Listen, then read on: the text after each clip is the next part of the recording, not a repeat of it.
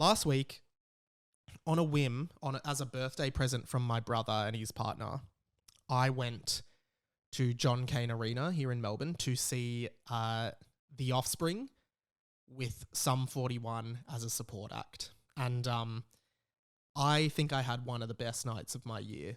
It was, so this is just the concert, me talking concert. It was an amazing show. And it reminded me what live music is, why I love it, and just that. Like, I think the main thing, and this is where I was talking about Radio Bella's message just earlier, and how she was talking about, do you ever get obsessed with past obsessions? Now, I love punk music. You guys know that. I love Blink, Green Day, all those 90s punk bands, huge. Offspring, of course, great band, and I have always really enjoyed Offspring. But they've never been like one of my favorites. Like, I've never been as into them as like Blink and Green Day, but like I still really like their music. Shout outs to my favorite 3 songs by them, probably. I mean, of course, everyone knows Pretty Fly for a White Guy. And Why Don't You Get a Job, which interpolates the Beatles' Obla Dee, Obla Da, another great song, but Why Don't You Get a Job? And then, of course, my favorite Offspring song of all time, which is Spare Me the Details, a classic. Offspring are a really cool band. Some really good songs. Again, never got as into them, but I really liked their live performance.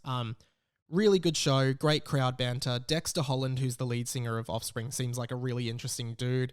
He's got his pilot's license. He's got a PhD in molecular biology. And I really like that, you know, again, it's sort of like that Frankie Muniz effect that I talked about earlier in the year on this pod, where it's like, you know, you're a teenager, you start this punk band with your friends, you end up like, you know, Offspring got really big off this song, 2 songs really in the mid to late 90s, I believe. One was Keep 'Em Separated.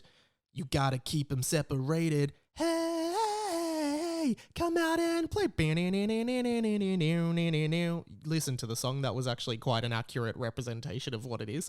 And then Self-Esteem, which is the one that's like quite grungy actually. And Offspring always kind of were more on the like transitioning from grunge to pop punk in the 90s, you know, with Nirvana in the mid 90s being that peak grunge sound.